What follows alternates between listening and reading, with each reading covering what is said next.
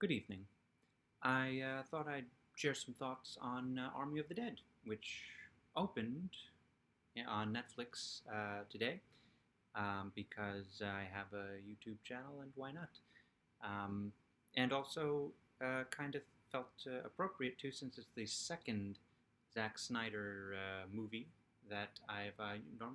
Most years I don't watch any Zack Snyder movies, and it's the second Zack Snyder movie I have watched this year, and the fifth, sixth, and into the seventh hour of Zack Snyder movie that I've watched. It's 2.5 hours long, and the Justice League was 4 hours, and I still liked Justice League better, um, but I'm not big on zombie movies, so I don't really have expectations, and I'm not sure if that helped or hurt in this case.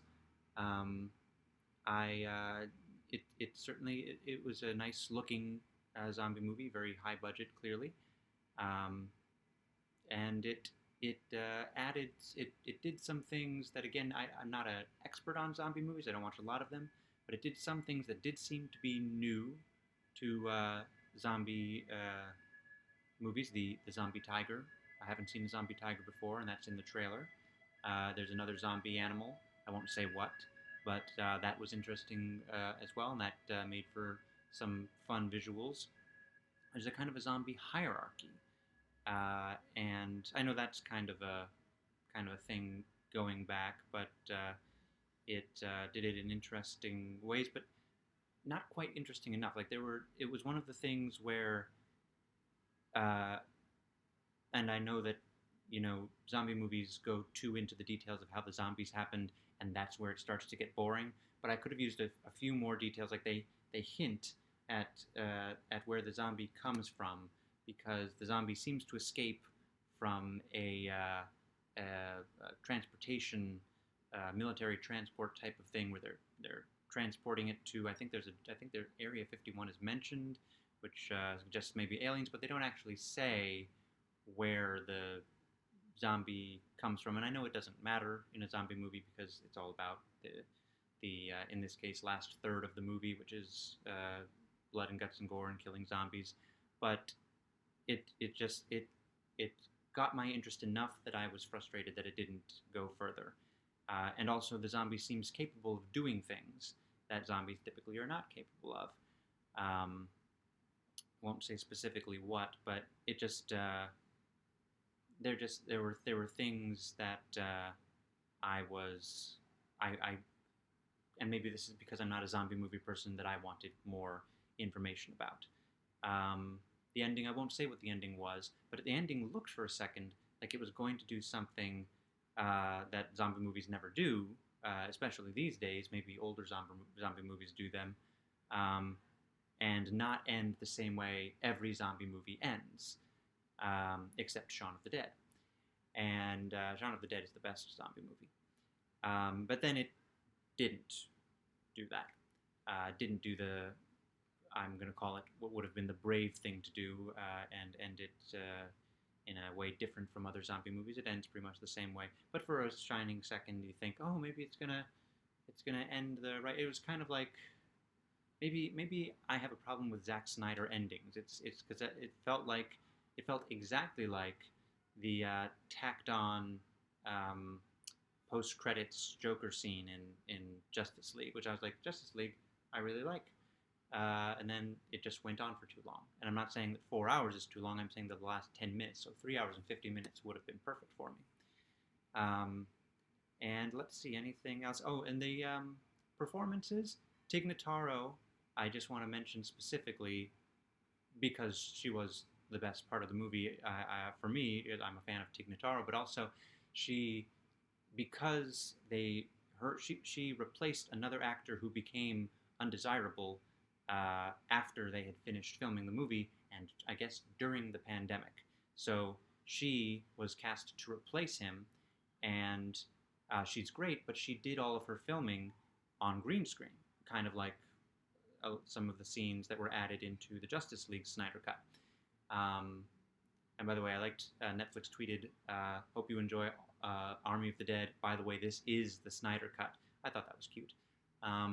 But she filmed her scenes on green screen, and then they put her into the movie, and it was seamless. It was really, I was paying special attention to every time she was on screen, because again, she was very amusing, but also because I knew that, and I thought this they did this really well, especially during some climactic moments.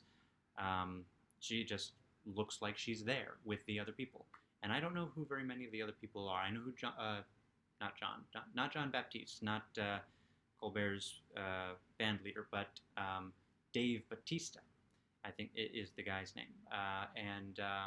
But it wasn't really what I enjoyed. Wasn't specific performances. It was dynamics between characters. They kind of paired the characters up, except Tig Notaro, perhaps because and it was also an ideal situation that her character spends a lot of time physically alone.